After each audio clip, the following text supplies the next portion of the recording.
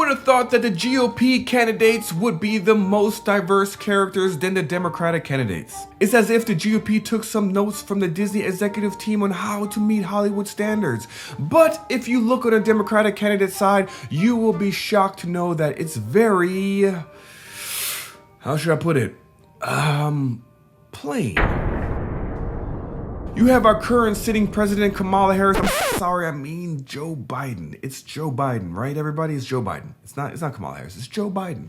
That constantly reminds us of his deteriorating mental state. Made it harder for people to buy stabilized braces. Put a pistol on a brace, it turns into a gun. Makes it more, you can have a higher caliber weapon, a higher caliber bullet coming out of that gun. And his deteriorating legs.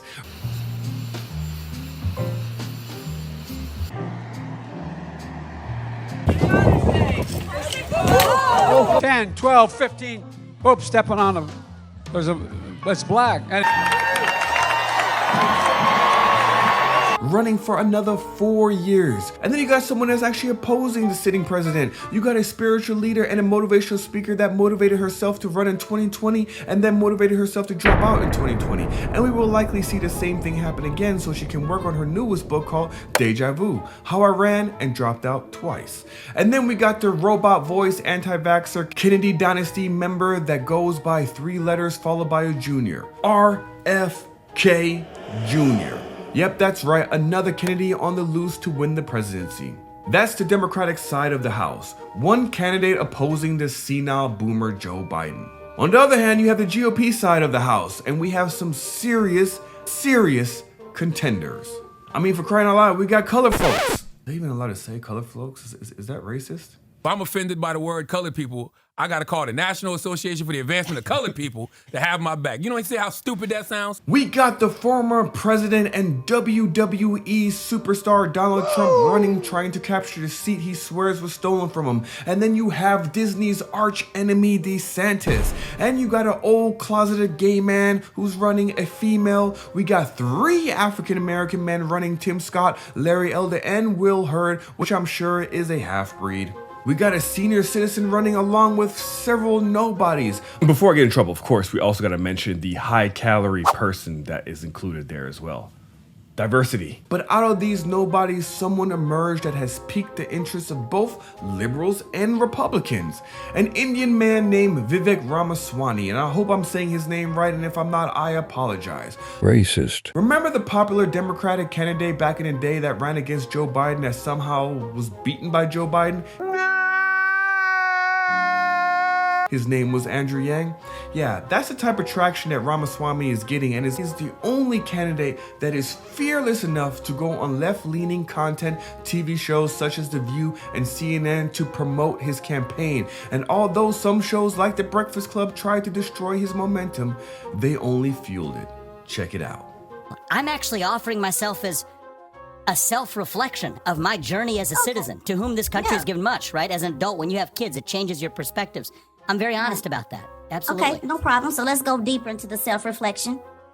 So you've sat around for, and sir, I'm being as respectful as I possibly can. Please don't take anything and you don't even have to be. And you don't even have to be. So take it off and let's go. So you've been sitting around in the country that my ancestors built for about 20 years. Your parents came over as immigrants, brought you over. You made millions, according to your resume, off of this country, and you have absolutely not been involved in civics. 1, not voting, and 2, let me just ask, because I know you mentioned earlier you don't want to sit around at the debate and talk about accomplishments. Let's make the accomplishments pretty simple. In high school, were you ever a class president or take any leadership role? Because your opponent did, Chris Christie. He was the class president. So have you ever taken any leadership at all on anything? Or just can I just correct a couple factual things that are kind of important? My parents didn't bring me over to the country. I was born in this country, and I'm proud of that. This interview was so cringe, ignorant, and dishonest that the half-black side of me was embarrassed that I even watched the show. But most importantly, their own audience turned against them.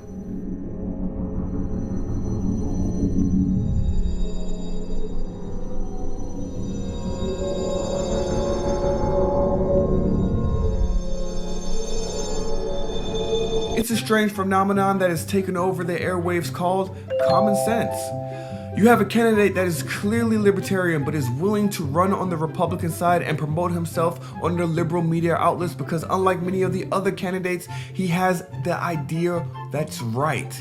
The idea is to win over the other side with facts and solutions.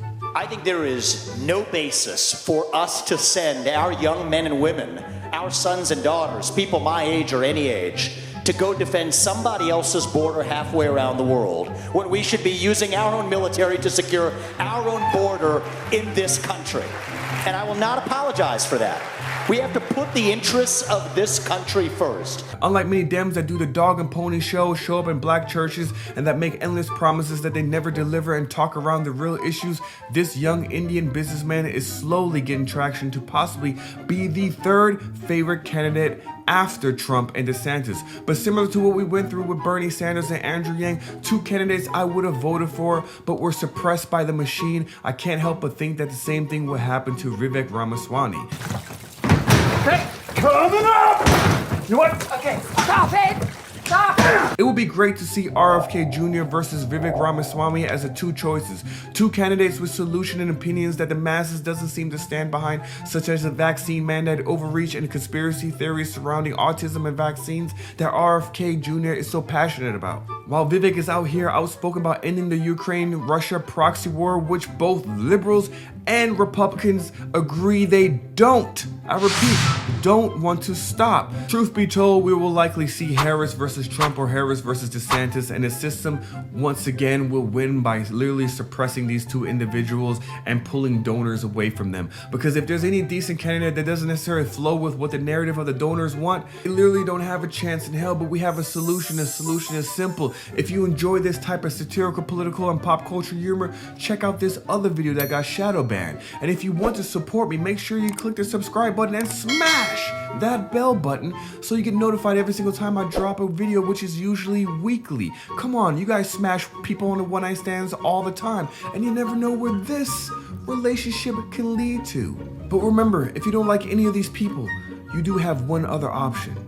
Well, I mean, unchecked, he will slaughter folk. Unchecked, what we did in Iraq was slaughtering people. Unchecked, what we've done in other places. Unchecked, but sir, variety Dr. of West, other empires Dr. do West, that. Nation states do that, though. No, I understand. They're wrong. And when they're wrong, you have to pull up. You have to point it out. I respect you. You know, I love you. But I do think it's inappropriate to compare the Russian bombing of Grozny and what we witnessed there with the war in Iraq.